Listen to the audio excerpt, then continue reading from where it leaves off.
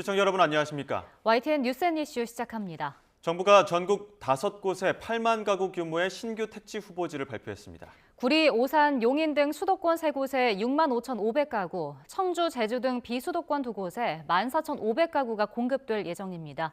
취재기자 연결해서 알아보겠습니다. 이승윤 기자. 네, 경제부입니다. 네, 결국 정부가 위축된 주택 공급을 정상화하기 위해서 대책을 내놨군요. 네, 그렇습니다. 국토교통부는 구리, 오산, 용인, 청주, 제주에 8만 가구 규모의 신규 택지 추진을 발표했습니다.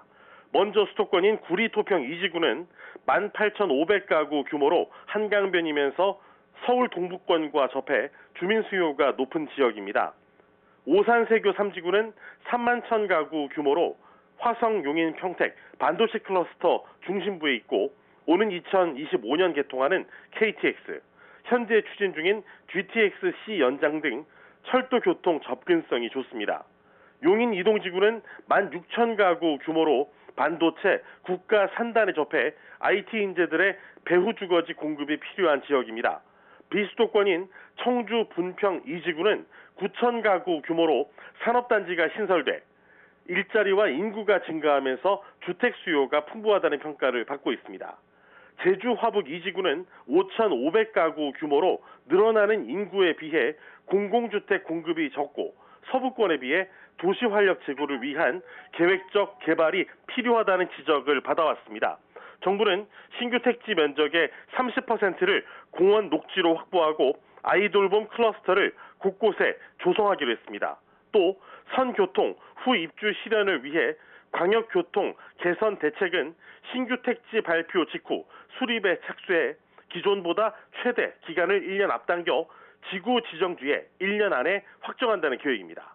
특히 공공주택지구의 투기 근절을 위해 신규 택지 주변을 토지거래 허가 구역으로 신속하게 지정하고 실거래가를 기획 조사하면서 관계부처 합동 투기 점검반을 운영한다는 방침입니다. 정부는 2025년 상반기까지 신규 택지 지구 지정을 완료하고 2026년 하반기 지구 계획 승인을 거쳐 2027년 상반기에 최초 사전 청약과 주택 인허가를 추진하겠다고 밝혔습니다. 정부는 시장 상황을 면밀히 모니터하며 후보지 조사와 관계기관 협의를 지속해서 필요한 경우 내년에도 광역교통망이 양호한 지역에 신규 택지를 추가 발표하기로 했습니다. 지금까지 경제부에서 YTN 이승윤입니다. 일산, 분당 등 일기 신도시의 재건축 재개발을 촉진시키는 노후계획도시 정비지원특별법 논의도 급물살을 타고 있습니다. 지난 3월 여당이 발의했지만 특정 지역 특혜라는 야당 반대로 그간 국토위 문턱을 넘지 못했는데요. 총선을 앞둔 탓일까요? 야당이 입장을 선회하고 윤 대통령까지 가세하면서 연내 통과에 초록불이 켜졌습니다. 그래픽 한번 보시죠. 일기 신도시 특별법, 정식 명칭은 노후계획도시 정비지원특별법입니다. 택지를 조성한 지 20년이 지났고 면적이 100만 제곱미터 이상인 공공택지를 노후계획도시로 지정해 재건축, 재개발 규제를 대폭 축소하는 게 골자입니다. 공공성이 확보될 경우 안전진단을 면제 또는 완화하고 토지용도 변경과 용적률 규제도 풀어줍니다. 기존 재건축 연한은 준공 이후 30년인데 특별법 적용을 받게 되면 이보다 훨씬 전에 정비 계획을 짤 수 있게 되는 겁니다. 대상 지역은 어디일까요?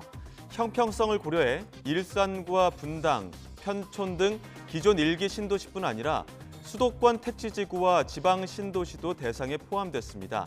부산 해운대와 대전 둔산, 인천 연수 등 전국 51개 지역에 특례를 적용받을 수 있습니다.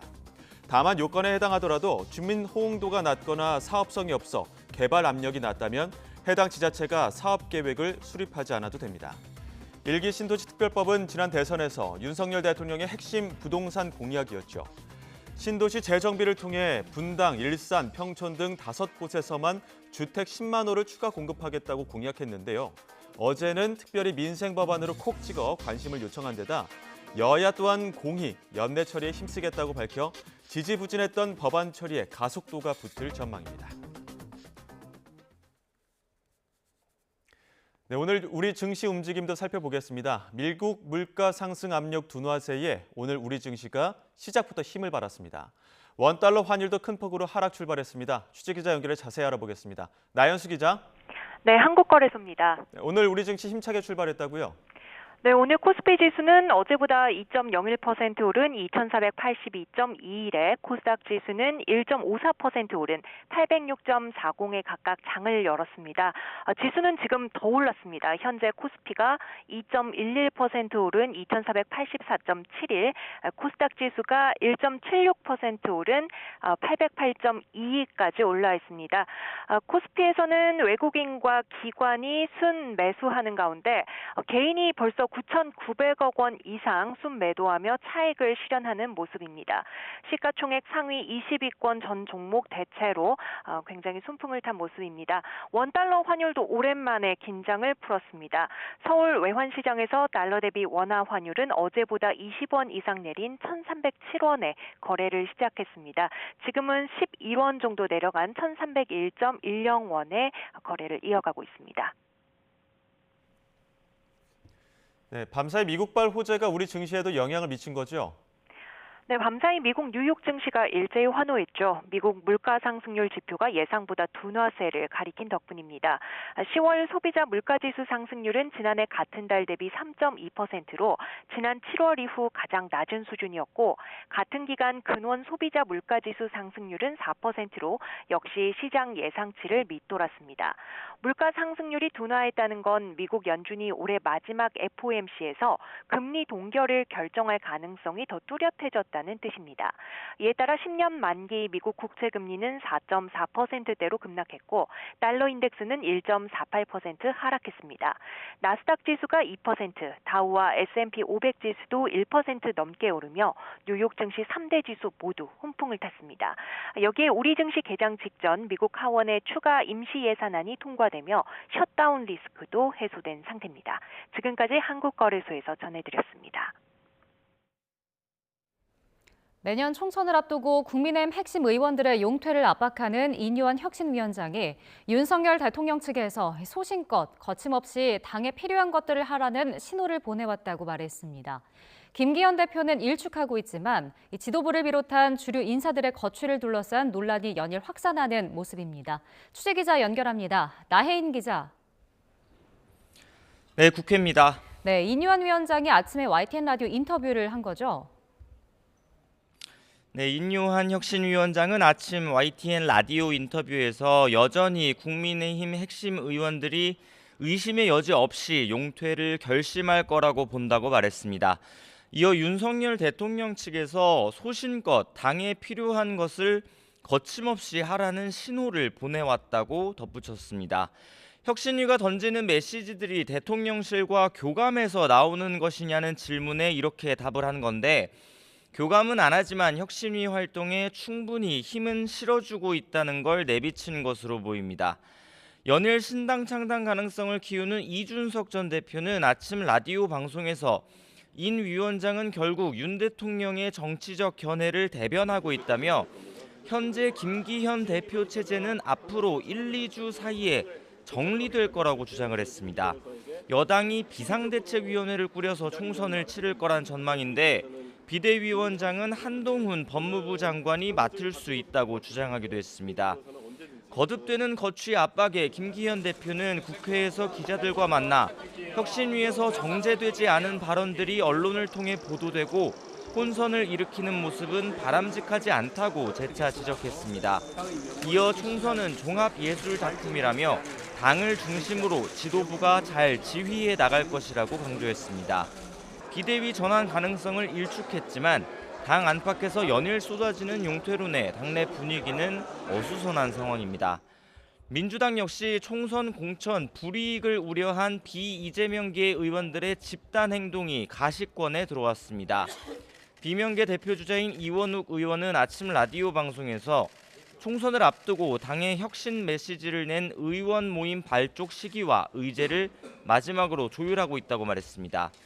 이상민 의원은 다른 방송에서 다음 달 초까지 탈당 여부를 결정하겠다며 신당이나 국민의힘 입당 선택지도 배제하지 않는다고 말했습니다.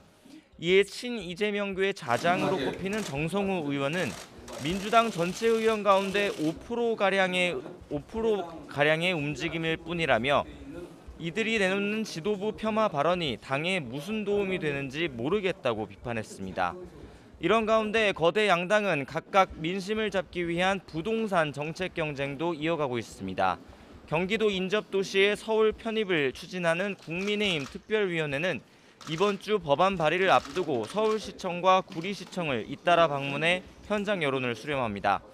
이에 맞서 민주당은 분당과 일산 같은 1기 신도시 재정비를 위한 특별법 처리에 이어 수도권 외에 다른 지방 구도심도 함께 정비하자고 여당에 제안했습니다.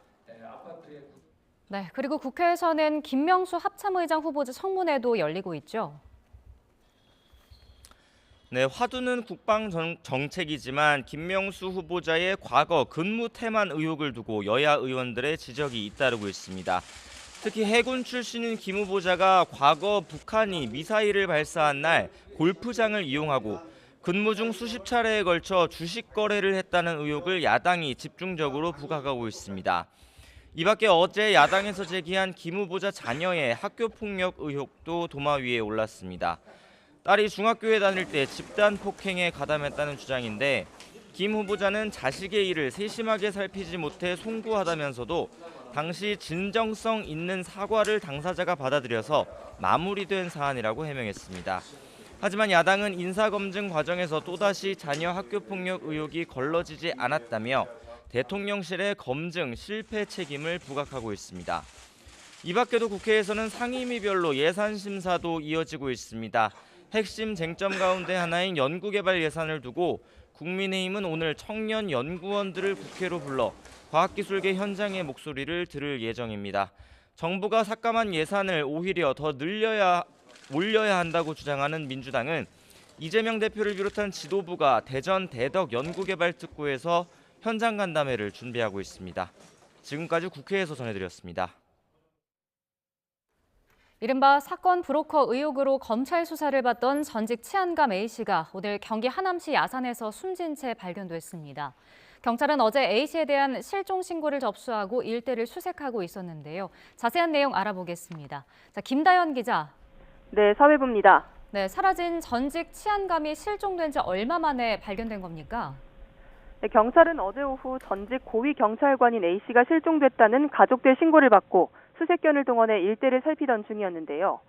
그러다 오늘 오전 10시쯤 휴대전화 신호가 마지막으로 잡힌 경기 하남시 검단산에서 숨져 있는 A씨를 발견했습니다. 아직 타살 혐의점은 발견되지 않은 것으로 전해졌습니다. 유서를 비롯해 극단적 선택을 추정할 만한 정황도 아직 나오지 않은 것으로 알려졌는데요. A씨는 전남경찰청장을 지낸 적 있는 치안감 출신으로 이른바 사건 브로커 사건과 관련해 광주지방검찰청 반부패 강력수사부에서 수사를 받고 있었던 것으로 파악됐습니다. 이 사건은 광주 전남에서 주로 활동했던 브로커 60대 성모 씨가 금품을 받고 현직 경찰관들에게 사건 무마를 부탁했다는 의혹입니다. 성 씨는 이미 구속 상태로 재판에 넘겨진 상태입니다. 사건을 수사하는 검찰은 지난 9일 성 씨에게 금품을 받고 수사 청탁을 한 혐의로 전직 경무관을 구속했습니다. 또 지난 10일에는 광주경찰청과 북부경찰서를 압수수색하는 등 수사에 속도를 내고 있습니다. 지금까지 사회부에서 전해드렸습니다. 패전선 수천 톤이 쌓인 폐기물 야적장에서 난 불이 이틀째 이어지고 있습니다. 소방당국이 대응 1단계를 발령하고 진화에 나섰지만 폐기물량이 워낙 많아 어려움을 겪고 있습니다. 보도에 허성준 기자입니다. 시커먼 연기가 쉴 새 없이 뿜어져 나와 하늘을 가득 메웠습니다. 소방관이 사력을 다해 물을 뿜어보지만 거센 불길을 잡기에는 역부족입니다. 경북 영천시 대창면의 폐기물 야적장에서 불이 난 건 오후 2시 50분쯤입니다. 이 불로 물류창고와 숙소, 창고 등 건물 3개 동이 모두 불탔습니다. 갑자기 펑 소리가 났어요. 우리 창고동 뒤쪽에 공장에서 이제 불길이 올라섰더라고요. 급도나고 이제 나와서 직원들하고 저희들이 전부 다 물을 많이 뿌렸습니다. 소방당국은 담당 소방서의 인력과 장비가 모두 출동하는 대응 1단계를 발령한 뒤 사투를 벌였습니다. 하지만 폐전선 등 폐기물 양이 소방서 주산 6,900톤이나 쌓여 있어 진화에 어려움을 겪고 있습니다. 또 3m 높이로 쌓인 폐전선 전체에 붙은 불이 뜨거운 열기를 뿜어내 접근조차 쉽지 않습니다. 열기가 오니까 벽면이 녹은 거랑 저희는 이쪽은 소방차가 와서 끄는 거라 생각하고 저희 쪽 번지는 것만. 소방당국은 119 특수대응단 등 인력 200여 명과 장비 60여 대를 동원해 진화를 이어가고 있습니다. 특히 헬기를 동원해 인근 공장과 야산으로 불이 확산하지 않도록 주력하고 있습니다. 경찰과 소방당국은 불이 난 곳이 무허가 야적장인 것으로 보고 불길이 잡히는 대로 정확한 화재 원인 등을 조사할 방침입니다. YTN 허성준입니다. 내일이면 수능을 보러 가잖아요. 가서 최선을 다해서 봐야죠.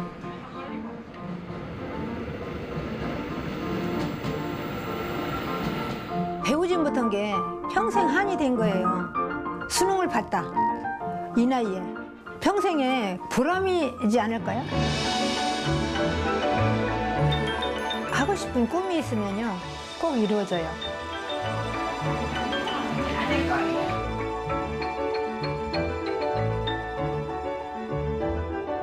뭐 배움의 길은 끝이 없잖아요. 솔직히 머릿속에 안 들어서 그렇지 정말 욕심나는 건 너무 많아요. 자랑스럽다. 어머니 그렇게 하고 싶으셨던 거 이루셨으니까. 손녀딸하고 나란히 있네? 상소대로만 하고 오셔요. 네, 화이팅! 화이팅! 고마워, 안녕. 이게 동기라고 봐야 되겠네, 그죠? 네, 동기로서 응원한다. 우리 여러 학생 여러분, 화이팅!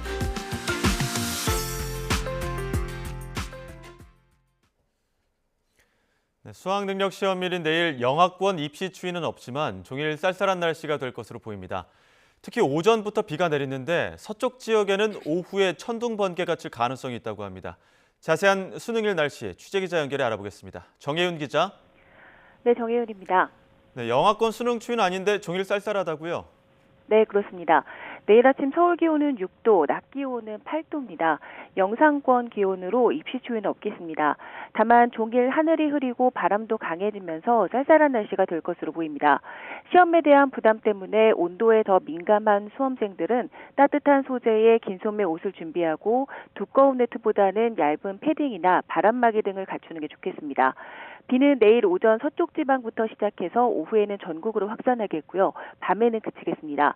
비양은 5에서 30mm 정도로 많지는 않겠지만 대기가 불안정한 서쪽 지역, 그러니까 수도권과 영서, 충청과 호남 지방에는 오후 한때 천둥 번개가 동반될 가능성이 있습니다. 일부 지역은 3교시 영어 영역 듣기 평가 도중에 천둥 소리를 듣게 될 우려가 있어서 미리 마음의 대비를 해야 할 것으로 보입니다. 비가 그친 뒤에는 찬바람이 강해지면서 날씨가 추워지겠고 금요일에는 서울에도 천둥 가능성이 있습니다. 지금까지 YTN 정혜윤입니다. 네, 2024학년도 대학 수학능력 시험이 내일로 다가왔습니다. 다행히 내일 입시 한파는 없겠지만 최근 갑자기 추워진 날씨와 큰 일교차에 감기 증상 보이는 분들 많을 텐데요. 특히 독감이 비상입니다. 한 달 전 외래 환자 1000명당 18.8명이던 독감 의심 환자가 10월 넷째 주에는 32.6명으로 치솟더니 지금은 39명까지 늘어났습니다. 수능을 앞두고 청소년 독감 의심 환자 수도 크게 늘었습니다. 지난달 26일부터 이번 달 1일까지 서울에서 독감으로 결석한 고등학생은 329명으로 집계가 됐는데요. 지난해 같은 기간 3명과 비교하면 약 110배가 늘어난 수준입니다. 4년 만에 마스크를 쓰지 않고 치러지는 수능을 앞두고 우려가 클 수밖에 없는 상황이죠. 그렇다면 감기 기운이 있는 수험생들은 어떻게 대처하는 게 좋을까요? 긴장되는 상황인 만큼 필요한 상비약을 챙겨가야겠지만 주의할 점도 있습니다. 종합감기약, 특히 콧물 감기약에는 졸음을 유발할 수 있는 성분이 있는 경우가 있는데요. 코에 뿌리는 스프레이를 챙기는 것이 좋다고 전문가들은 조언합니다. 약 중에는 특히 감기약 중에는 항히스타민제라고 이제 콧물 감기에 주로 쓰이는 약들이 졸린 경우가 있습니다. 그래서 꼭 그 약 중에 항히스타민제가 있는지 확인하시고 경우에 따라서 콧물 감기약은 드시는 약보다 비강 스프레이 같이 독소적으로 코에만 작용하는 것을 사용하는 것도 권장될 수 있겠습니다. 이외에도 수험 당일 배탈 등을 우려해 빈속으로 수험장에 가는 경우도 있을 텐데요. 빈속에 자칫 약을 복용하다가는 속쓰림으로 집중력이 흐트러질 수도 있습니다. 이 경우 짜먹는 종류의 감기약도 있다고 하니까 약사와 상의해서 필요한 약으로 구입하는 게 좋겠습니다. 수험생분들 내일 좋은 컨디션 유지해서 시험 잘 보시기 바랍니다.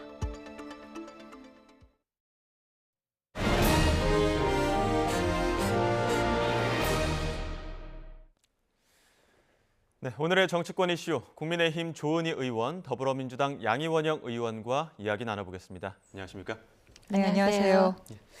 먼저 그 김명수 합참의장 인사청문회 지금 한창 진행되고 있는데 주요 쟁점들이 근무태만 관련해서 골프장 이용과 주식, 거래, 그리고 자녀의 학폭 의혹까지 쟁점으로 좀 떠오른 것 같아요. 네, 그렇죠.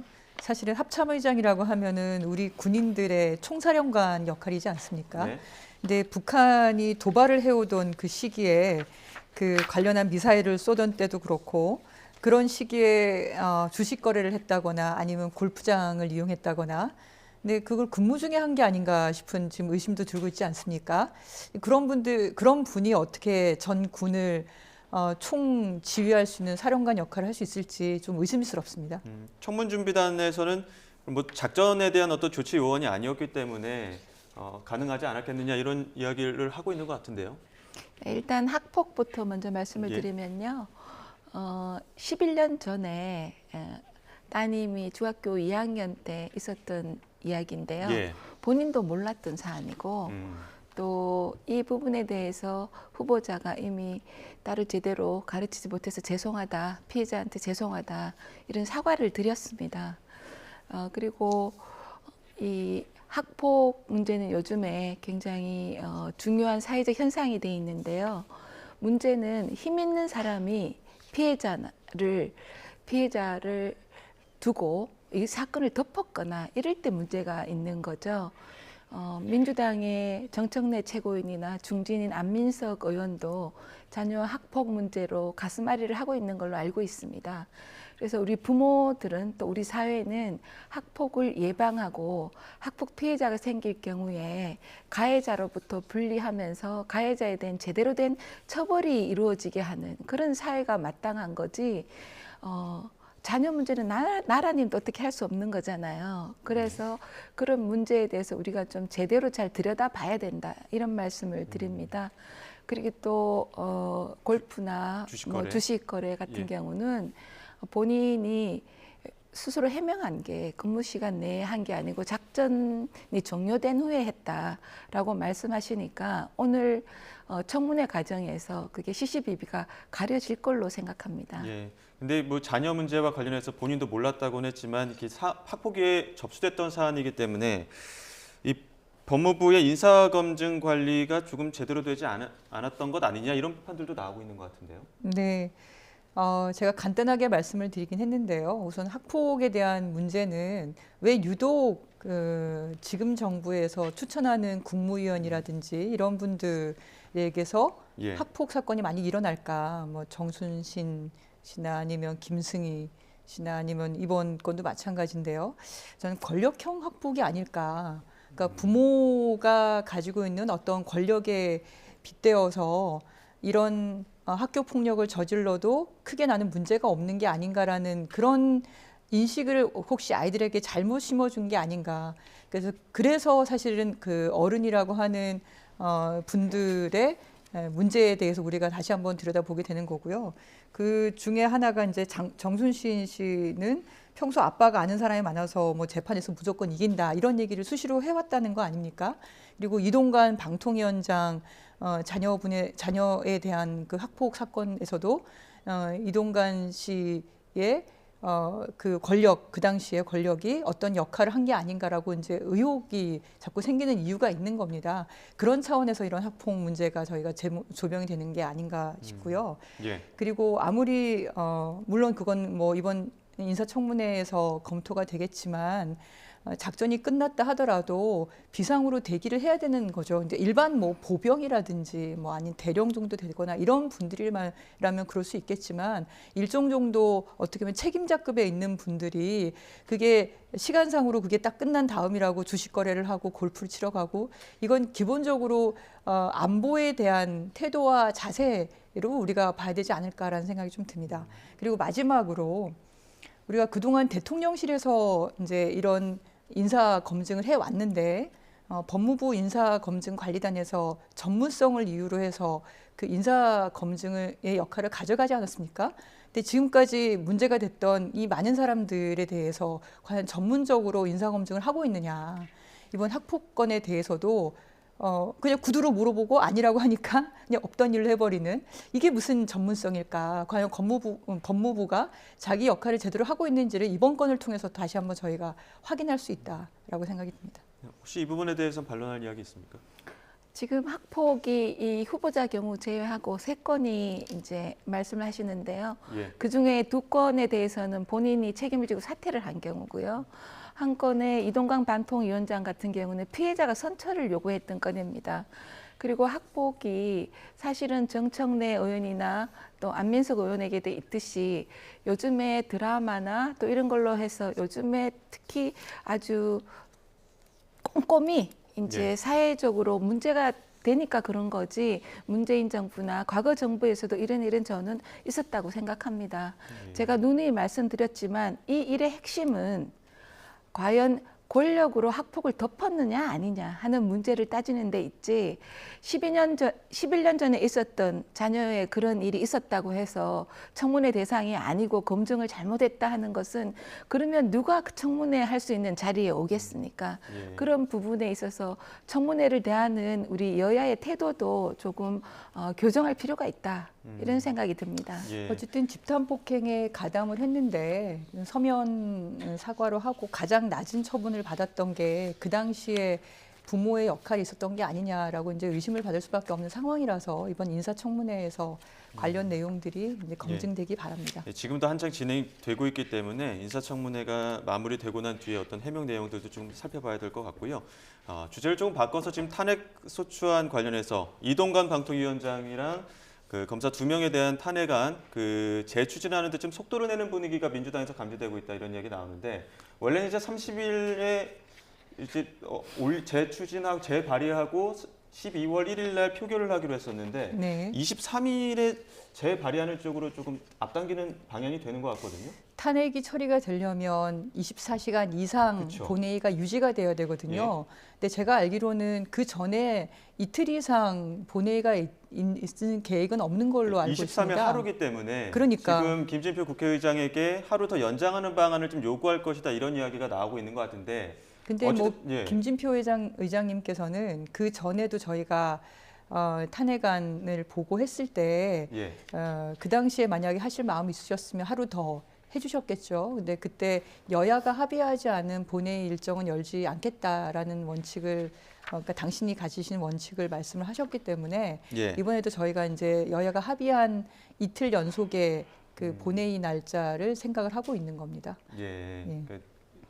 그래서 제가 알기로는 공식적으로 뭐 그런 검토했거나 그런 입장이 나가지는 않은 걸로 알고 있습니다. 또 뭐 이런 가운데 이원석 검찰총장에 대해서도 탄핵 추진 가능성 거론이 좀 되는 부분들이 있었습니다. 지도부 계획이 없다 이렇게 일축하긴 했는데 한동훈 장관은 그런 부분에 대해서 또 작심 발언 이어가기도 해서 이런 부분과 관련해서 민주당 김용민 의원 그리고 아침 인터뷰 내용 한번 짚어보고 다시 두 분 의견으로 나눠가도록 하겠습니다.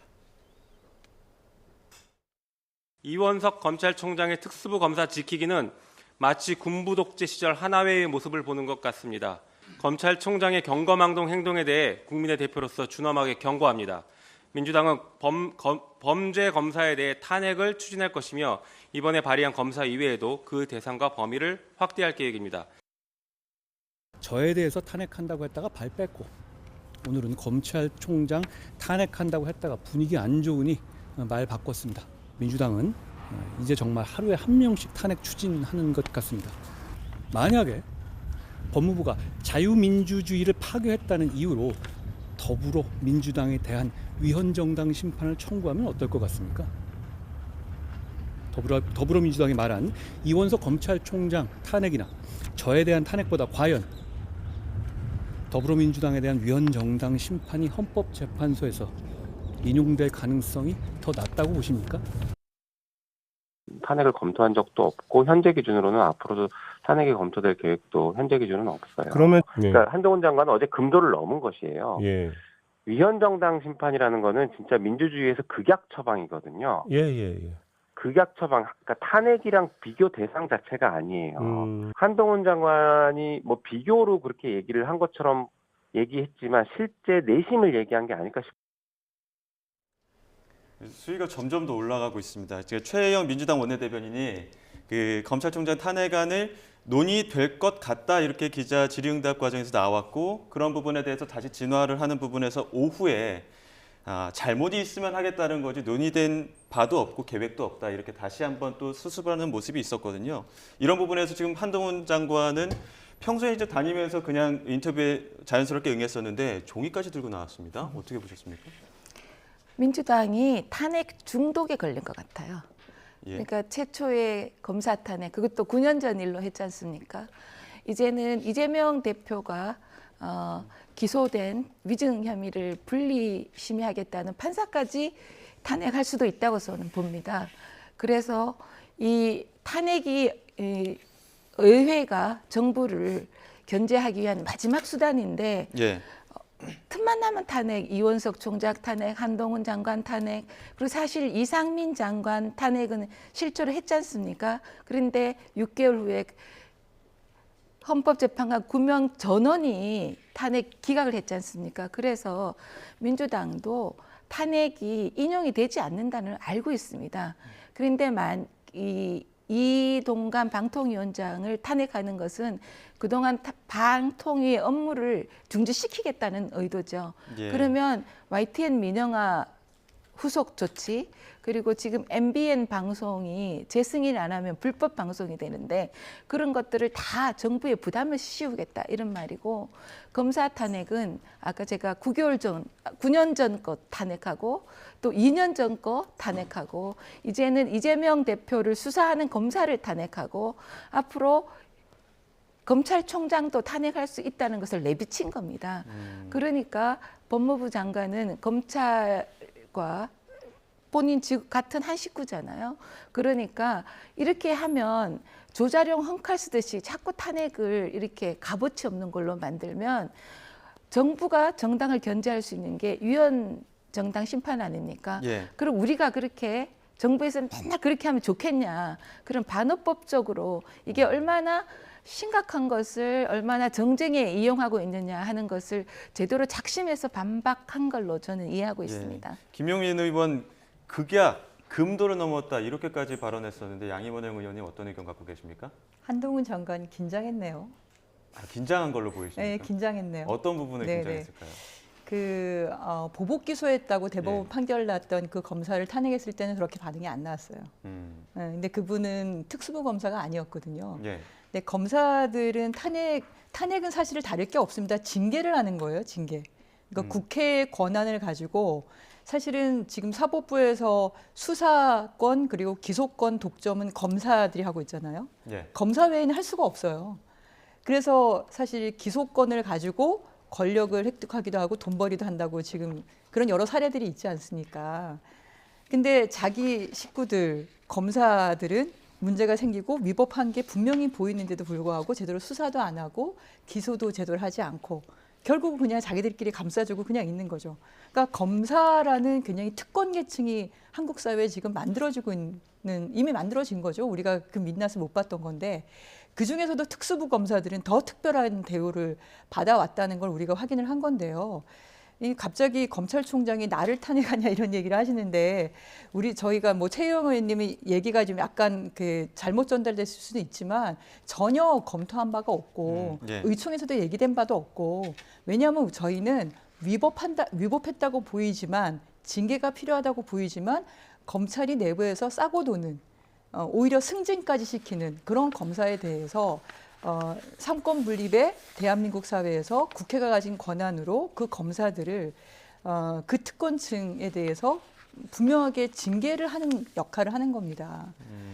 그래서 저희가 4명의 검사가 분명히 봤을 때 위법한 행동을 한 걸로 저희가 보여졌기 때문에 한 건데 그중에 이제 2명 정도가 의총에서 얘기가 돼서 이번에 탄핵 얘기가 되는 거고요. 예. 이동관 방통위원장도 마찬가지입니다.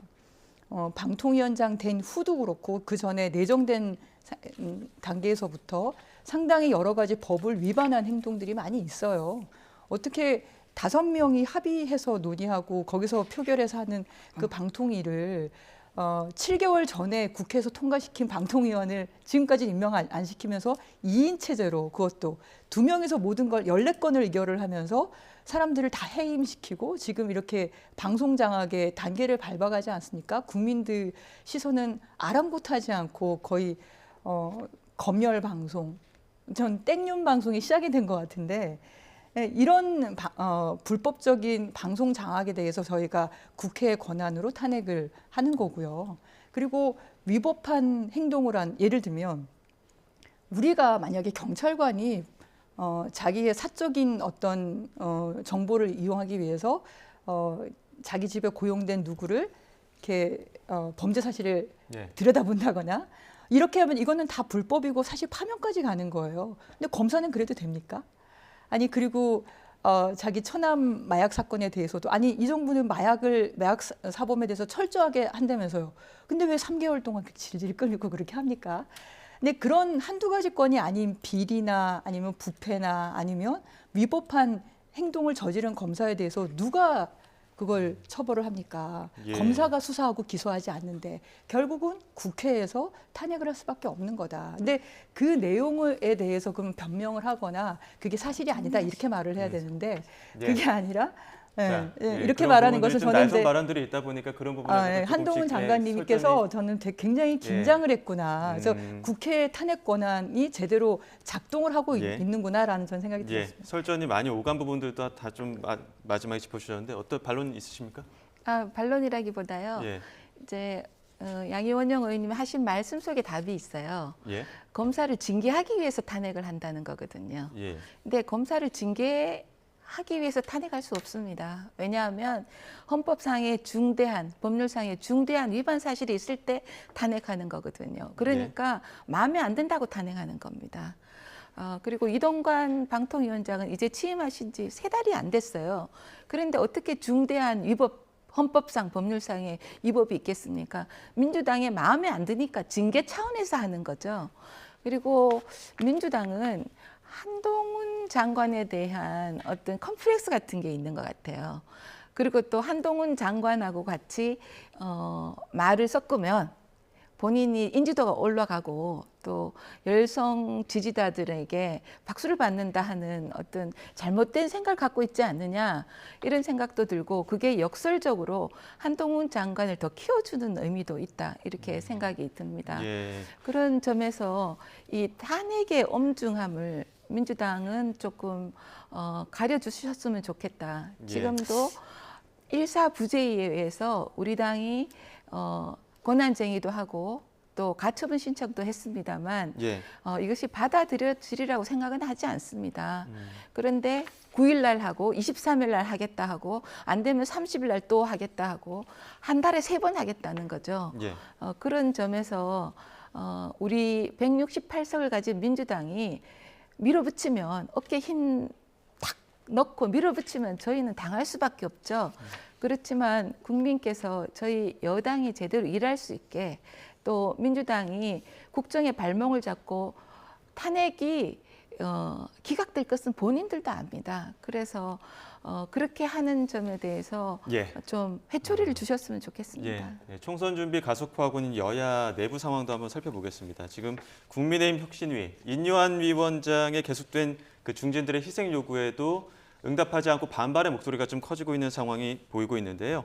인요한 위원장은 그럼에도 불구하고 믿어보겠다 이런 입장이고 또 최근 장제원 의원은 오늘 아침 인요한 위원장 인터뷰까지 들어보고 최근 장제원 의원의 발언도 같이 한번 들어보겠습니다.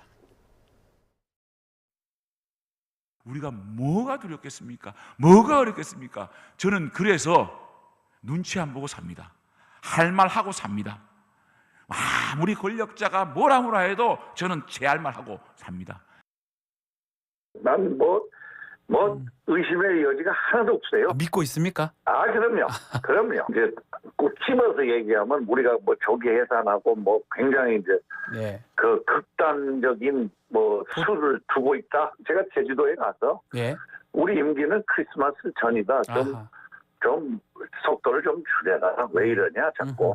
언론 여러분 조금 빨리도 우리나라가 이게 멋지게 발전했는데 정치는 조금 천천히 하자. 네. 그리고 새로운 용어를 제가 쓰는데요. 어떤 거죠? 예, 한강의 기적을 이룬 위대한 민족입니다. 예. 이제는 여의도의 기적을 바랍니다.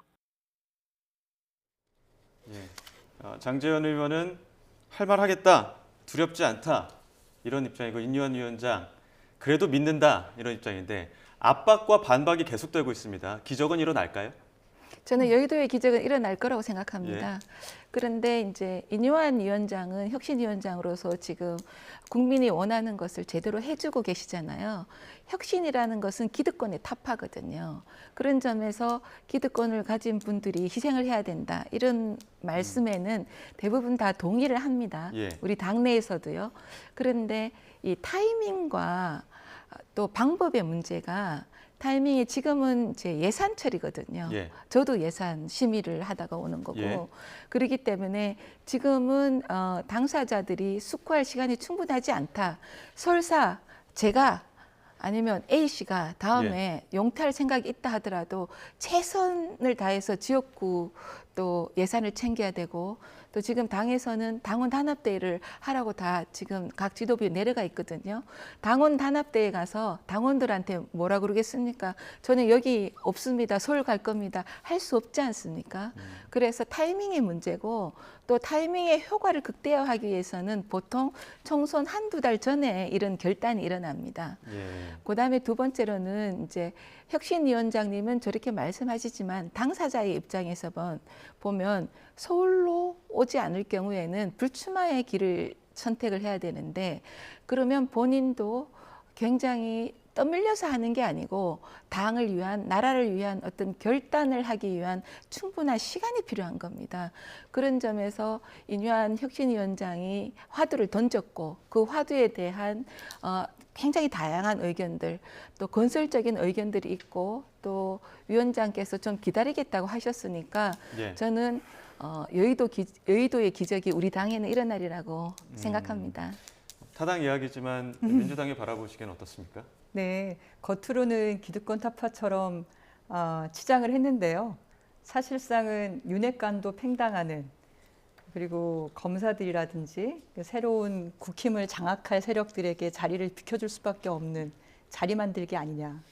저는 그렇게 보입니다. 그러니까 기득권을 타파하는 것의 한편으로는 그 혁신을 통해서 총선 승리를 하는 것이 정당이라면 가져야 될 목표겠죠.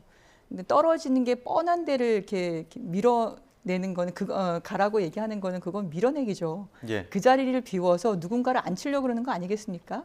근데 이제 장제원 의원에게조차 이렇게 한다는 거는 제가 그런 얘기 이게 사실인지 아닌지 모르겠지만 국민의힘에서는 내년 총선 승리보다 그 국민의힘 내에 뭐 검사분들이나 이런 분들의 장악, 윤석열 대통령 세력의 장악 그거를 더 중요하게 생각하신다라는 얘기를 들었습니다. 근데 그 그림을 위해서 지금 하나하나씩 해나가고 있는 게 아닌가라고 저는 보입니다. 그 민주당 안에서도 희생이나 어떤 험지 출마 요구가 자유로울 수는 없을 것 같아요. 지금 여론조사가 나왔기 때문에 마지막으로 여론조사 하나 짚어보고 두 분 의견 짧게 듣겠습니다. 그러니까 오늘 나온 여론조사인데 국민의힘 그 혁신위원회 그 당내 중진 험지 출마 또는 불출마 제안에 대해서 일단 국민의힘은 53%가 이거 적절한 요구다 이렇게 대답을 했고 민주당은 47%가 이재명 대표를 비롯한 친명계 중진 험지 출마가 적절한 요구다 이렇게 이야기를 했습니다. 적절한 요구라는 응답이 상당히 많은 것으로 나와서 국민 모두 여야 핵심 중진의 희생이 필요하다라고 보는 것 같은데 지금 오늘 아침 인터뷰에서도 그렇고 이재명 험지 출마에 대한 이원욱 의원 비롯한 비명계의 요구는 많았었고요. 그리고 친명계 좌장격인 그 정성호 의원은 10,000원 가진 사람과 1억 가진 사람을 비교하는 게 말이 되냐 이런 이야기 했단 말이죠. 지금 민주당 내 분위기는 어떻습니까? 글쎄요. 제가 뭐 저희 내부의 입건으로 논의를 해보거나 그러지는 않아서 분위기를 전반적으로 알 수는 없는데 저는 그전에도 의총에서 여러 번 발언을 했던 게요. 나이가 많다고 그만둬야 되고 여러 다선을 했기 때문에 그만둬야 되고라고 생각하지는 않습니다. 제가 늘 드는 예 중에 하나가 버니 샌더스가 사실 앨런 머스크하고 부유세 논쟁을 하는 저 진보적인 정치인, 대표적인 정치인 중에 한 명인데 연세가 어떻게 되십니까? 80대죠. 하원을 8선을 했습니다. 상원 3선이에요. 그러니까 중요한 것은 정치인으로서의 비전과 전망을 제대로 보여주고 그 역할을 하고 있느냐의 문제인 거지, 그런 평가가 문제이지 뭐 어느 지역이다, 몇 살이다, 몇 선이다, 이게 중요한 건 아니다. 그리고 정당은 우리가 권력을 잡으면 국민을 더 살기 좋게 할 수 있다. 우리 대한민국이 더 좋은 나라가 되게 만들 수 있다는 자신감을 가지고 유권자에게 표를 구하는 거지 않습니까? 그러면 선거에서의 승리가 중요한 것이죠. 네. 그럴 때 기득권을 타파하는 것에 대해서는 당연히 국민들께서 항상 박수를 보내십니다. 근데 그것을 전제로 하지만 그게 메인은 아니라는 거죠. 선수가 문제가 아니다. 그렇죠. 그 혁신을 전제로 하지만 그래도 중요한 것은 총선을 우리가 어떻게 하면 승리를 할 것이냐, 예. 더 많은 의석수를 확보할 것이냐가 정당이 만들어진 이유이기, 존재의 이유입니다. 예. 그럼 정치하는 이유가 그래서 그런 거 아닙니까? 근데 네. 그 본 내용을 숨기고, 그러니까 사실은 본 내용을 숨기고 뭔가 희생인 것처럼 기득권 타파 이렇게 얘기하는 우리 당내 비명계 분들도 사실은 이재명 대표를 네. 빼고 싶으니까 그렇게 말을 하는 거지. 네. 실제로 그게 혁신이고 기득권 타파이면 본인이 먼저 하시면 되잖아요. 그러지 않으면서 얘기하는 거 맞지가 않죠. 예, 국민의힘은 이 여론조사 결과 어떻게 보셨습니까? 저는 국민의 뜻을 제대로 받들어야 된다고 생각합니다. 그래서 저희 당은 여의도의 기적을 이루기에 노력한다는 말씀을 드리고요. 민주당은 지금 말씀하시는 것처럼 안 할 것 같아요. 왜냐하면 윗물이 맑아야 아랫물이 맑은데 이재명 대표께서는 네. 개항에 가서 염색도 하시고 또 개항에 출마를 기정사실화 하시고 계시니까 이재명 대표가 안동 같은 험지에 출마하는 희생을 보이실 리는 없을 것 같고요. 그리고 민주당이 지금 이재명 대표와 그 철험회 이런 분들이 하는 막말을 보면 이재명 대표가 형수한테 쌍욕을 하셨잖아요. 그게 지금 막말 욕설 팬데믹이 민주당에 다 흐르고 있는 것 같아요. 그런 점에서 민주당의 변화와 혁신은 국민들은 바라고 있지만 1인 이재명 민주당, 이재명의 당, 그러면 DJ와 또 문재인 대통령, 노무현 대통령의 전통은 그대로 전해지지 않는 내로남불의 민주당 전통은 변하지 않고 있을 것 같다, 이런 걱정을 합니다. 아무리 정치 혐오를 불러일으키기 위해서 막말을 그렇게 상대당에 대해서 하신다 하더라도 국민들은 정치 집단이 무엇을 위해서 저런 얘기를 하는 걸까? 되게 꼰대스러운 얘기를 사실은 하는 거거든요. 그게 뭔가 본인은 기득권을 포기하고 뭐 희생하고 되게 성직자인 것처럼 얘기하고 사실상 그 뒤에 있는 권력의 그 투쟁들이 있는 거예요. 그 실체를 저는 국민들이 분명히 보실 거라고 생각을 합니다. 희생 이야기도 있고요. 험지 출마에 대한 다양한 이야기들과 관측들이 있지만 또 총선이 다가올수록 그런 부분에 대해서는 조금 더 분명해지지 않을까 싶습니다. 좀 더 지켜봐야 될 것 같고요. 오늘 말씀은 여기까지 듣도록 하겠습니다. 지금까지 국민의힘 조은희 의원 그리고 더불어민주당 양이원영 의원과 함께했습니다. 오늘 말씀 고맙습니다. 감사합니다. 감사합니다.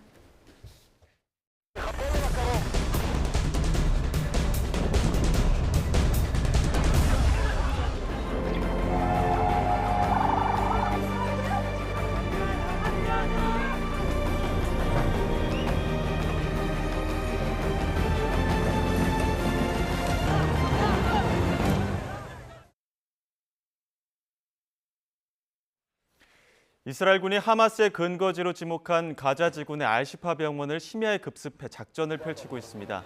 또 병원 내 시설 등에 있는 하마스 무장대원들에게 투항할 것을 요구하고 있습니다. 이스라엘군은 그동안 알시파 병원 지하와 주변에 하마스의 주요 군사시설이 있고 하마스가 환자와 의료진을 인간 방패로 활용하고 있다며 작전 필요성을 주장해왔습니다. 하마스는 이스라엘군의 이번 알시파 병원 기습에 대한 모든 책임이 조 바이든 미국 대통령에게 있다고 주장했습니다. 하마스는 성명을 통해 알시파 병원 단지를 공격한 데 따른 전적인 책임을 이스라엘과 바이든 대통령에게 묻는다고 밝혔습니다. 이스라엘군이 알시파 병원을 기습하기 몇 시간 전 미 백악관은 하마스가 알시파 병원을 군사작전 거점으로 이용하고 있다며 이스라엘의 주장을 뒷받침했습니다. 팔레스타인 무장정파 하마스가 억류하고 있는 인질들을 석방하기 위한 협상이 비교적 순조롭게 진행 중이라는 언급이 계속 나오고 있습니다. 이스라엘의 정치권의 한 고위 소식통은 현지 시간 14일 협상에 진전이 있었고 앞으로 48시간에서 72시간 내에 돌파구가 마련될 수 있다고 미국 ABC 방송이 밝혔습니다. 이스라엘은 지난달 7일 기습 당시 하마스가 강제로 끌고 가 현재까지 가자 지구에 억류 중인 인질이 239명인 것으로 파악하고 있습니다. 내일은 미중 정상이 만납니다. 이 자리에서 중동 문제가 거론될지도 관심인데요. 바이든 대통령은 전쟁 확산을 막기 위한 역할을 시진핑 주석에게 당부할 계획입니다. 두 나라 경제를 분리하는 디커플링을 바라지 않는다는 유화적인 메시지도 내놨습니다. 워싱턴 권준기 특파원입니다. 기후변화 투자 계획을 발표한 자리에서 미중 정상회담 질문을 받은 바이든 대통령은 중국에 바라는 건 관계 개선이라고 말했습니다. 미중 두 나라 공급망을 분리하는 디커플링은 미국이 추구하는 방향이 아니라는 겁니다. As I told you, we're not trying to decouple from China. But what we're trying to do is change the relationship for the better. 이번 정상회의의 성공 기준은 위기 상황에서 시진핑 주석과 전화해 대화하고 군 당국 간에도 소통 라인을 여는 것이라고 설명했습니다. 다만 중국에 투자한다고 해서 모든 영업 비밀을 넘겨야 하는 상황은 지지할 수 없다며 무역 투자 관행 개선을 요구하겠다는 뜻을 분명히 했습니다. 백악관은 미중 정상회담 테이블에 이스라엘 하마스 전쟁 문제도 오를 것이라고 거듭 확인했습니다. 중국이 이스라엘 방어를 위한 도움과 가자 지구에 인도주의적 지원을 제공한다면 환영할 것이라고 말했습니다. 이런 가운데 미국 수도인 워싱턴 DC에서는 유대인 수만 명이 운집한 가운데 집회가 열렸습니다. 집회 참가자들은 미중 정상회담에서 바이든 대통령이 시진핑 주석에게 이란과 대리 세력이 전쟁에 끼어들지 못하도록 영향력을 행사할 것을 요청해야 한다고 말했습니다. To leverage against a smaller nation that allegedly does not have nuclear weapons, but who knows? China has all sorts of resources that they can twist an arm if they want to. 백악관도 중국은 미국에 없는 중동 지역 소통 라인을 보유하고 있다며 전쟁 확산을 막기 위한 중국의 역할을 당부하겠다는 뜻을 내비쳤습니다. 워싱턴에서 YTN 권중기입니다. 윤석열 대통령이 오늘 아시아 태평양 경제협력체 APEC 정상회의 참석을 위해 미국 샌프란시스코로 출국합니다. 오늘부터 현지 시각 17일까지 이어지는 이번 정상회의에서 윤 대통령은 자유무역체제 수호와 연대 강화를 연설할 계획입니다. 이번 APEC 정상회의 기간엔 한중 정상회담이 개최될지도 관심입니다. 지난해 11월 발리 회담 이후 1년 만에 한중 정상이 만난다면 양국의 경제와 인적 교류가 본격화할 계기가 될 수도 있다는 전망이 나옵니다. 전보가 국내에서 138년 만에 역사 속으로 사라집니다. KT는 홈페이지에 다음 달 15일 115 전보 서비스를 종료한다고 공지했습니다. 국내에서는 1885년 한성 전보총국이 서울에서 인천 간 첫 전보를 보냈고 광복 이후에는 최신부와 KT전신인 한국전기통신공사로 서비스가 이관돼 서비스가 계속됐습니다. 경찰이 마약 투약 혐의로 수사를 받는 배우 이성균 씨의 다리털을 국립과학수사연구원에 맡겼지만 감정이 불가능하다는 판단이 나왔습니다. 인천경찰청은 오늘 이 씨의 다리털에 대해 국과수의 정밀 감정을 의뢰했지만 감정 불가 통보를 받았다고 밝혔습니다. 국과수는 채모 중량 미달로 감정이 불가능하다는 의견을 경찰에 전달한 것으로 파악됐습니다. 오늘 추위가 주춤하며 이맘때 늦가을 날씨를 보이고 있습니다. 서울이 한낮에 12도, 남부지방은 대구가 15도까지 오르겠는데요. 다만 낮 기온이 크게 오른 만큼 일교차도 크게 벌어져 조심하셔야겠습니다. 수능일인 내일 아침도 입시 추위는 없겠습니다. 다만 오전에 서해안을 시작으로 오후에는 전국에 비가 내리겠는데요. 예상되는 비의 양은 내일 밤까지 5에서 30mm가 되겠고 서쪽 지방은 벼락과 돌풍을 동반하는 곳도 있겠습니다. 퇴실 시간에는 비가 내리며 날씨가 다시 쌀쌀해질 전망입니다. 오늘 전국이 대체로 맑지만 동해안 지역은 대기가 무척 건조하겠습니다. 밤부터는 중국발 스모그가 유입되며 중서부 지방의 공기가 탁해지겠습니다. 오늘 낮 기온은 어제보다 1에서 3도가량 높겠습니다. 서울 12도, 대전 13도, 부산 16도가 예상됩니다. 비구름 뒤로 찬 공기가 남하하면서 금요일에는 영하권 추위가 찾아오겠고요. 전국에 또다시 비나 눈이 내릴 전망입니다. 날씨였습니다. 이어서 뉴스 앤 이슈 2부가 방송됩니다. 저희는 잠시 뒤에 돌아오겠습니다.